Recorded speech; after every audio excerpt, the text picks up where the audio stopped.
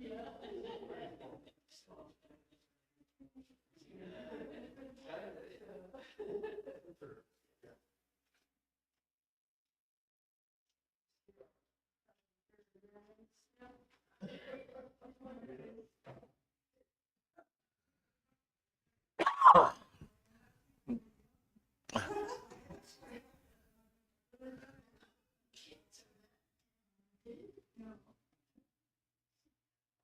had one for Linda for you, maybe you look up and, Noella and Everest and what happened? Is he as tall as Everest?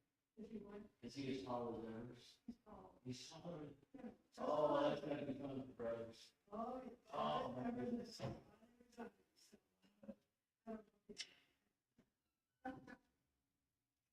They can still shoot up there. One of the guys that I went to school with was short. And I've seen her beneath.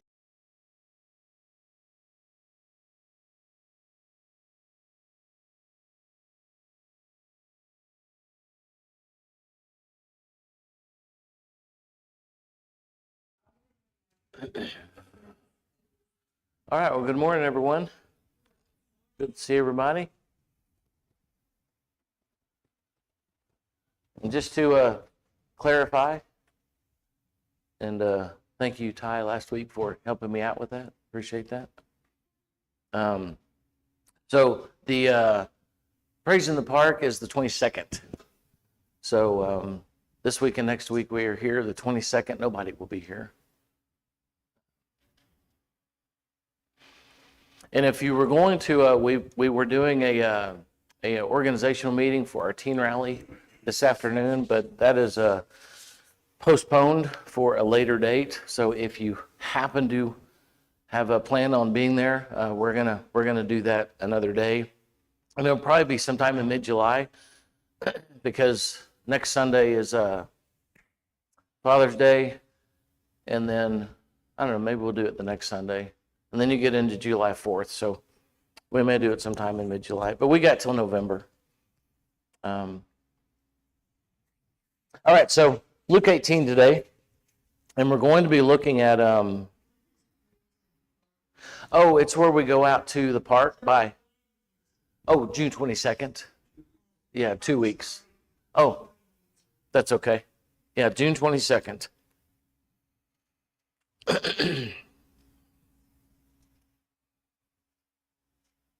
And you know what we might do is I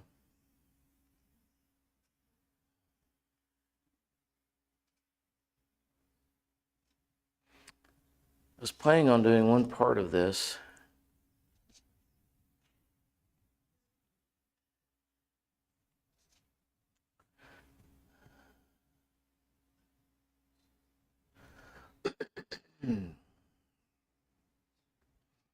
Pardon me for 1 second.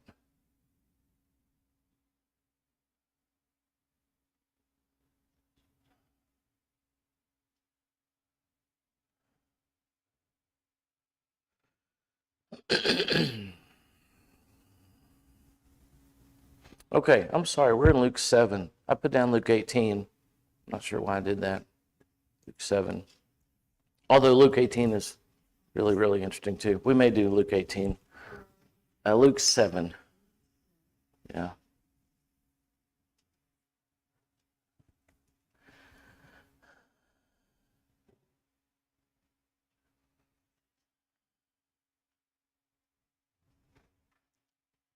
And we're going to start in verse 36.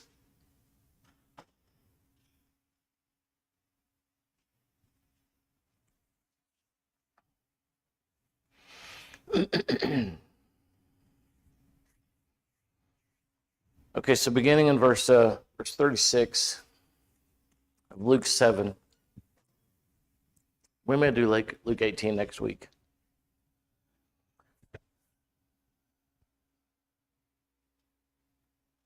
When one of the Pharisees invited Jesus to have dinner with him, he went to the Pharisee's house and reclined at the table. So a woman in that town who lived a sinful life learned that Jesus was eating at the Pharisee's house, and so she came there with an alabaster jar of perfume. As she stood behind him at his feet weeping, she began to wet his feet with her tears.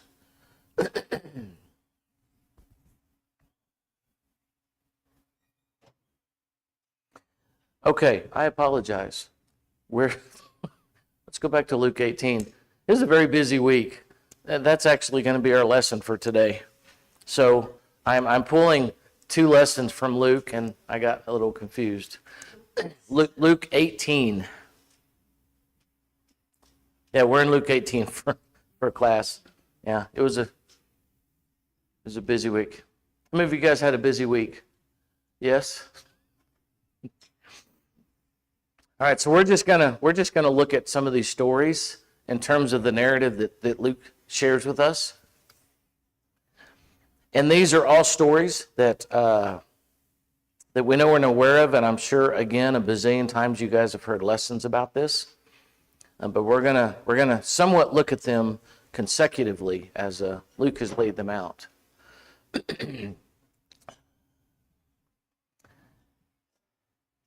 And when you leave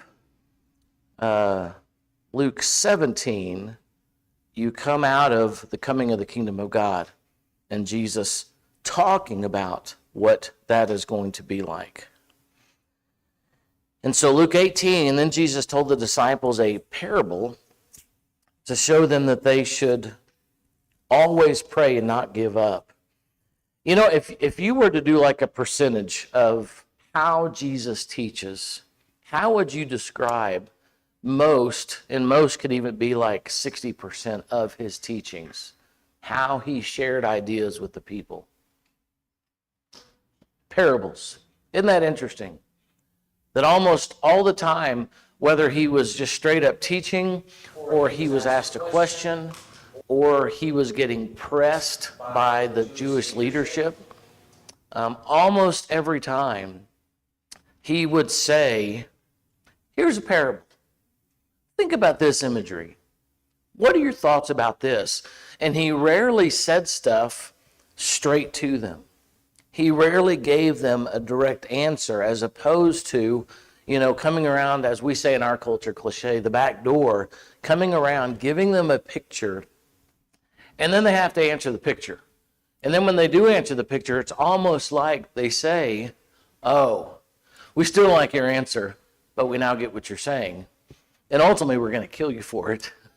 But now we understand, what you're saying. So he tells his disciples, and also notice here, at least some of the things I noticed, that these are his disciples. So sometimes I think it's interesting, we find 3 different crowds with Jesus in terms of gatherings of people. You have his apostles, and then you have his disciples, which includes women, and then you have crowds, which are just people coming after him for whatever reason. Basic curiosity. They want to hear his teachings. Maybe they want to see a miracle done. But there are just general crowds. Here we have his disciples, which obviously includes his apostles. Then Jesus told his disciples a parable to show them that they should always pray and not give up. Now again, remember, this is right after, in terms of Luke's narrative, talking about what the kingdom's going to look like when it comes. So they should always pray and not give up. And so he said, in a certain town there was a judge who neither feared God nor cared about people, or cared what people thought. And there was a widow in that town who kept coming to him with this plea, grant me justice against my adversary. And so far, what do we know about this judge? Even in that short statement. He didn't care.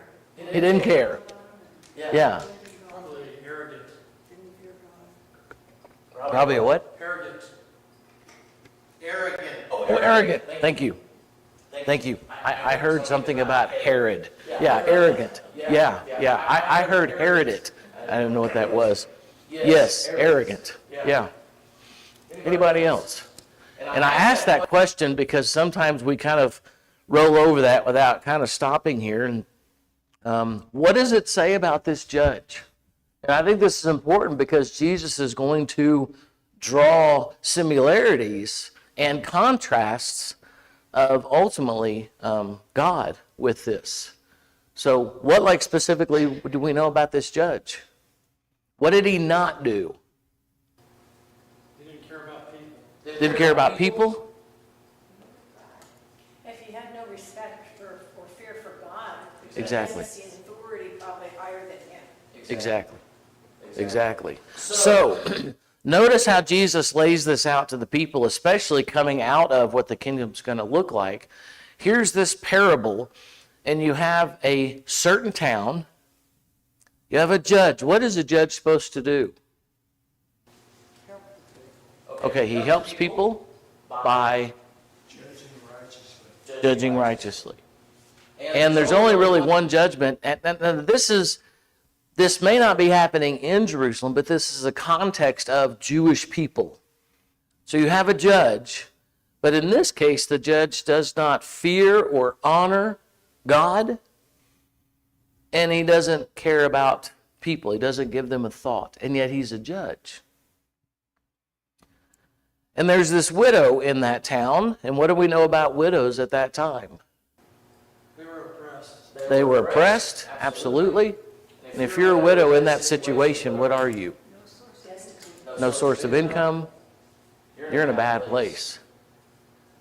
So you have a judge that really doesn't care about her situation at all, and he doesn't have any honor for God whatsoever. So notice here, you may not be in Jerusalem, but you're in the context of Jerusalem, holy city of God, David, the Jews, Israel, their whole lineage, all of these things.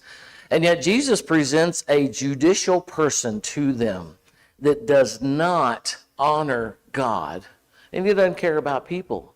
So whenever you look at the, whenever Jesus was asked about getting to heaven, and the two greatest commands, what were they? Yeah, and isn't that interesting? So Jesus presents this judge as the opposite of that. He doesn't care about people, and he doesn't care about God. But he's sharing this within the context of praying and not giving up. Always go to the righteous judge, your righteous Heavenly Father. Yeah. Keeping in mind that this is Roman-occupied Jerusalem Yes. at the time. Yes. The unrighteous judge, the one who doesn't fear God or respect man, they could very easily picture a Roman judge. Yes. Yes. A Jewish one. Yes. Yes. Yes. They were oppressed all the time. Yes. Yes. And it's a fairly big aside here, but one of the things that I think sometimes gets disconnected in our prosecuting the Jews for not getting it, not seeing, how do you not see that Jesus is the Messiah? I mean, all the prophets talk about it. He's right there in front of you doing all this stuff. But if you're a Jew living during this time, as you walk around, you're seeing Roman soldiers. And you're seeing some, not every day maybe, but you're seeing some kind of oppression. If you're a widow, it doesn't look anything like we have today. And so regardless maybe of what the prophecies say, what do you want? What is your desire? And probably has been for a number of centuries. We want David back. We want David's, who is this guy that's supposed to come that's like David and going to return us to glory again? We're sick of the Romans, probably sick of other things as well. They just came out of 400 years of this, not 400 years of Maccabean, but of history. And they want to go back to David. Because with David, even with Saul, and I think I mentioned this a couple weeks ago, Saul, David, and Solomon, they have 120 years of relative peace.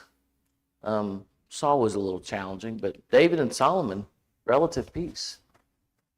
So Jesus presents this picture, and we're walking through it like this because this isn't, I don't think, a surfacey parable that Jesus is telling, he's getting at some very, very important things for them here as it relates to the kingdom. And so this widow is going to go to this judge, as opposed to a different judge who maybe does honor God and care about people. But she goes to this judge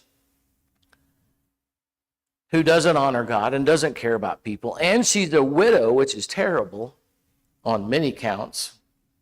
Grant me justice against my adversary. And so for some time he refused. Now, why would he refuse? It's kind of an obvious question. It wasn't worth his time. And when he sees this widow come, not only is she a person, but she's a widow. So not only do I not care about people, I definitely don't care about you. And I don't have a reason to care about you, so I don't honor God. So up to this point, this scene that is described is pretty full of despair. It's a negative scene. It's not something that's good. But notice here, Jesus gives very little. For some time he refused. Now, sometime could be who knows when. But finally he said to himself, even though I don't fear God or care what people think, yet because what? She won't let me alone. She keeps coming. Now, well, we don't know that. So, yet because she keeps bothering Matt, I will see that she gets justice against her adversary, so that she won't eventually come and do what?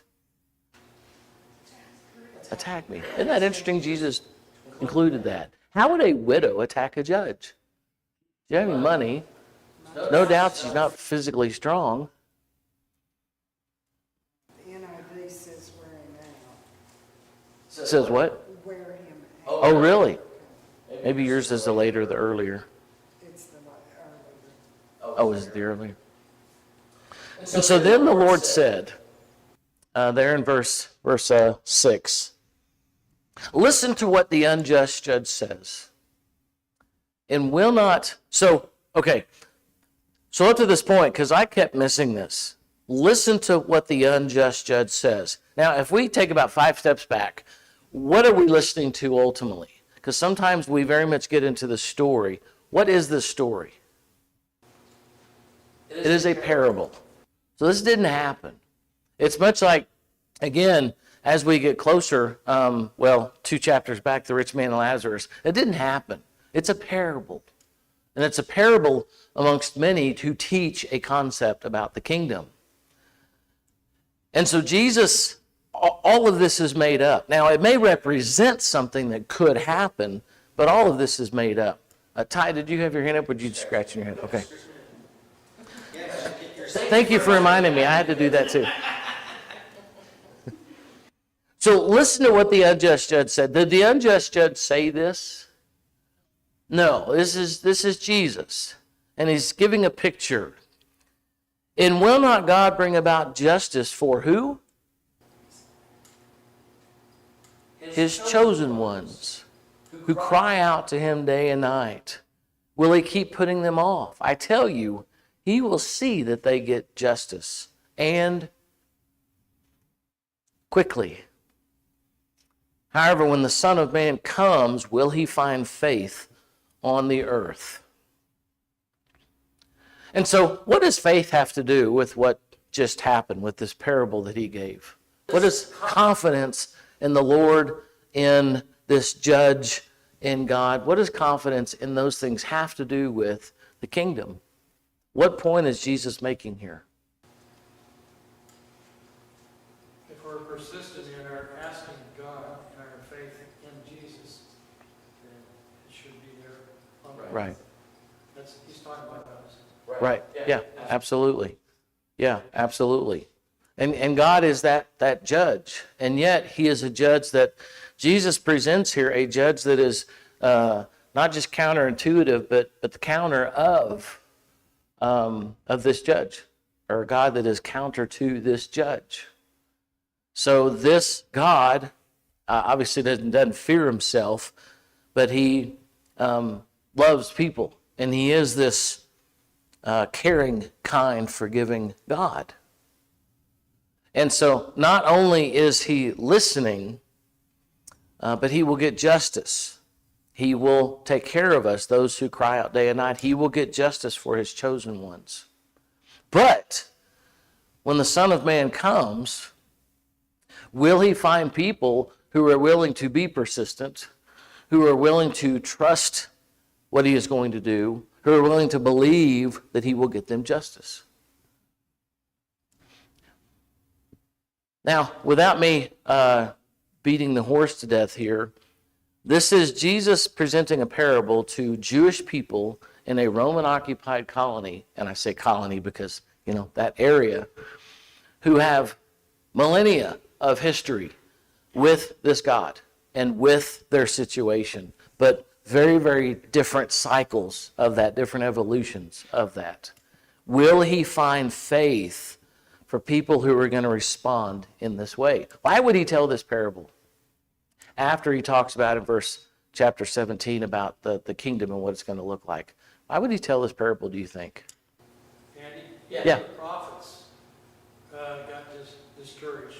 You look at them and have God had say, hey, look at this, there's 400 more priests out there, prophets out there. You're not alone. Right. So I think he's kind of doing that here with people that are receptive. Yeah, absolutely.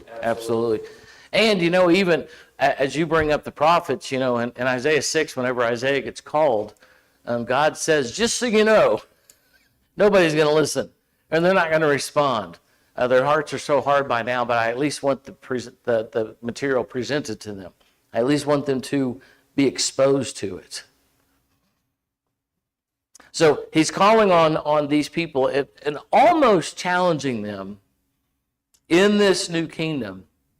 Are you going to trust and have confidence in this judge to find you justice, to find you peace, to take care of you? Now, in the new kingdom, what does justice and peace look like? Spiritual. It's spiritual? Yes. And I ask that question, and I'm glad you're pausing, because what does spiritual justice look like? And spiritual peace look like in the kingdom? Because Jesus continually will say, and this is kind of a bad example because it's all the way in the garden, but when they get ready to fight and pull out the swords, Jesus is like, no, that's not what my kingdom looks like. It's not swords, it's not fighting. And I was reading the other day that, when he got to this point, and they were asking him if he was a son of man, he essentially says, man, I was in the temple, I was in the temple courts, I was around you all the time, I did miracles, I taught, and you didn't do nothing. And now you're gonna pull this stuff? So I think those questions are really interesting for us as to what does justice look like in the kingdom? What does God taking care of us look like in the kingdom? Because it looks different in a physical kingdom than a spiritual kingdom. Yeah. Good question. I like the idea. It makes me think, because you do have an adversary, just like this widow has. Right? Yes. Great point. The adversary is accusing us. Now, you could argue that he's right in what he accuses. We have sinned. We've all fallen short. Yet, the blood of Jesus covers us, and for that, we are not guilty. Right. We're not found guilty. Right. And so you could call it a false accusation that's constantly being brought against us, but the blood of Christ says no. He's innocent. So to me, that's justice in the new kingdom. Okay. Yeah. And I very much agree with that. And I think, we even today need to be aware that there's both, sometimes justice is our getting peace because of our current situation in Christ. Sometimes that justice, because again, notice that that God, for those who cry out to him day and night, he will see that they get justice. But But when the Son of Man comes, will people believe that? That they can get justice from God? And I failed to look up this word in terms of justice, because sometimes words aren't necessarily translated wrong. But what was translated in the mid 60s and 70s versus, when you hear the word justice, what comes into your brain? What do you think of?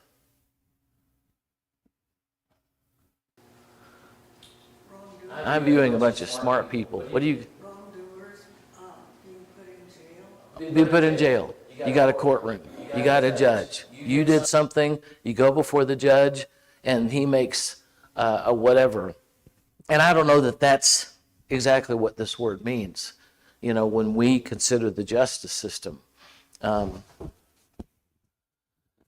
at whatever length God is going to bring us justice, do you believe in the new kingdom that he will do that? Not that he can, but that he will. Well, so great point and great question. And I think what your comment with Doug's is this is really fun. For the Christian, for the follower of Jesus, and even those who have not connected yet with Jesus, when did justice happen? When Jesus died. On the cross, right?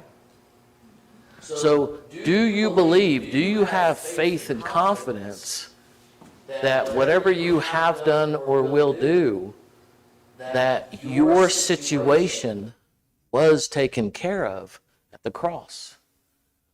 That you can not only put that thing on the shelf, but there's nothing to put on the shelf, right?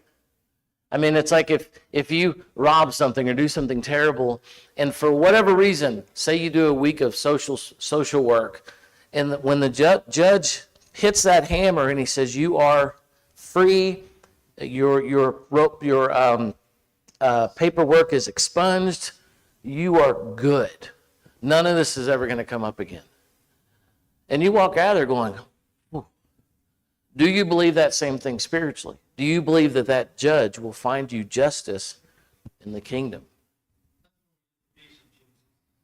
Let's say that again. Yes, precisely. Precisely. Do you believe that God is going to give you that justice in the new kingdom? And I'm not asking you to give me an answer now, because that's in your brain. That's in your head. And the second thing that Doug mentioned is we have to remember we do have the adversary. And he does remind us, maybe daily, maybe weekly.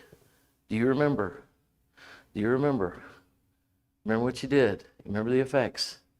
Do you really think God's going to get rid of all that? He's that adversary. And we have to remember that God tells us he will give us justice. And in fact, what does it say here? He will see that you get justice. And when? Quickly. However, when the Son of Man comes, will he find faith? Will he find confidence that this can happen? So, continuing this thought, because he doesn't stop here. Verse 9, to someone who were confident in their own righteousness and looked down on everyone else, Jesus told this parable. And so, it's almost as if as Jesus walked around, he found these pockets of things, these pockets of challenges of humanity in a human condition sense. And they'd say, all right, now we're going to talk about those people that think they're better than everybody else, think that they've got this righteous thing down, think that they're good on their own. And not only that they're righteous on their own, but what else did they do? Look down on everybody else. You're not as good as me. And in fact, I'm glad I'm not you, because I'm pretty great. Jesus told them this parable. Do you see how interesting it is what Luke does here? He, through Jesus' teaching, gives us this narrative. And I keep telling you this because at least it's interesting to me that I know of, none of the Gospels are chronological. I don't mean in terms of their writing. I mean in terms of the narrative they give us. It's not chronological. These are different ideas that they're sharing with us. Now, it's not like you start at the crucifixion and then you go to his birth and then you go to when he's 30. It's somewhat chronological, but the stories are not.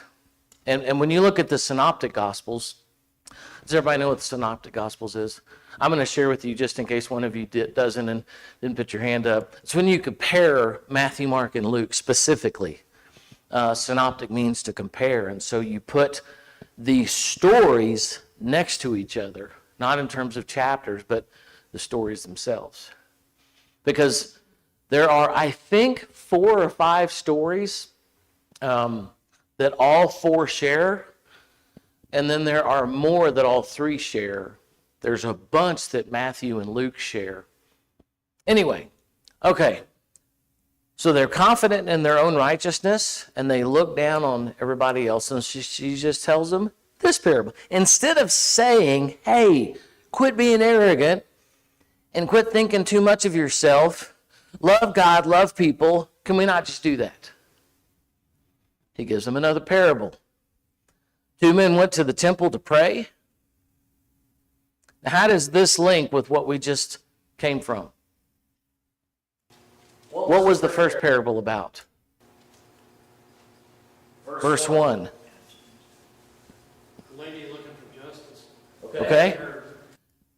Her request for a judge. Right. Basically is what we do when Right. bring our Request, yeah. whatever you want to call it. Right. Andy, Yes. both of these parables have an arrogant, prideful Yes. character. Yes. Very good point. Very good point. Yeah, that's really cool. They both do. And I know, for whatever reason, I keep referring to this because it again really interests me that when you lead up to Luke 16 and what's happening there, even here in Luke 18, I personally think he's still talking to the same people. Now, he's speaking to the disciples in general, but he's giving a message to these Jewish leaders. They're the arrogant ones. So he tells his disciples that they should always pray and not give up. Well, why would this widow want to give up?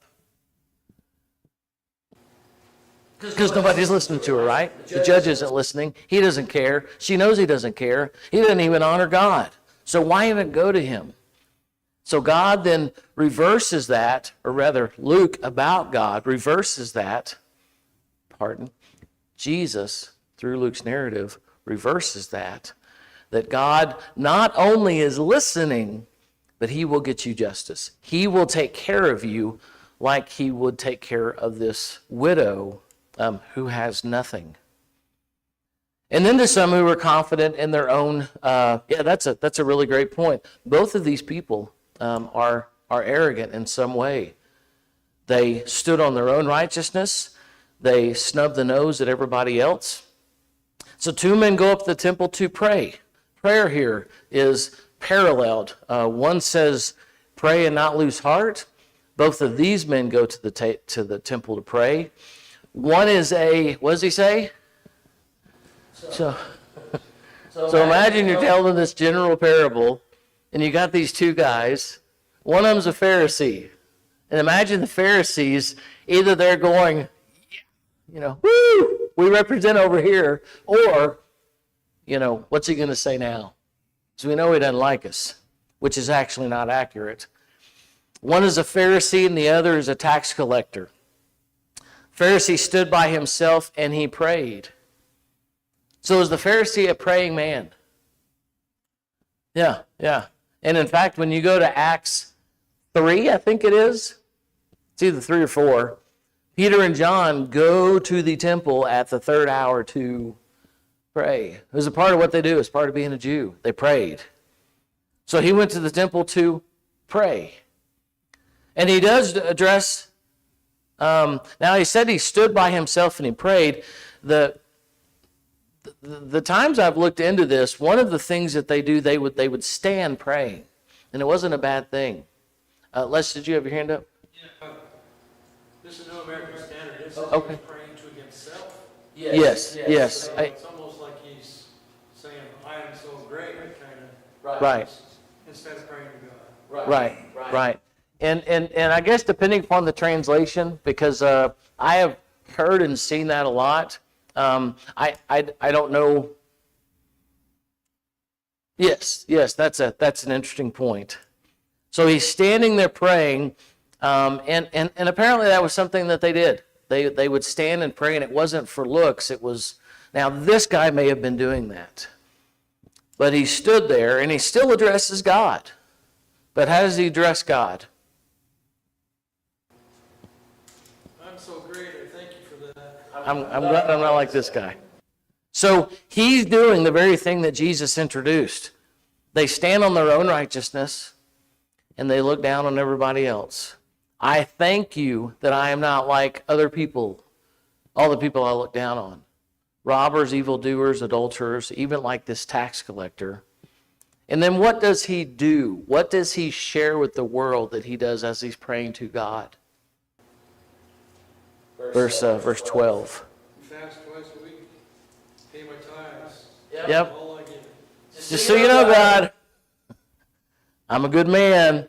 I'm doing the thing. I fast twice a week. I give 10th of all I get to God. As I'm praying to God, let everybody know what I do. I'm standing on my own righteousness, and I'm looking down on others. Now, this may get a little annoying, but remember, this is a parable. This didn't happen.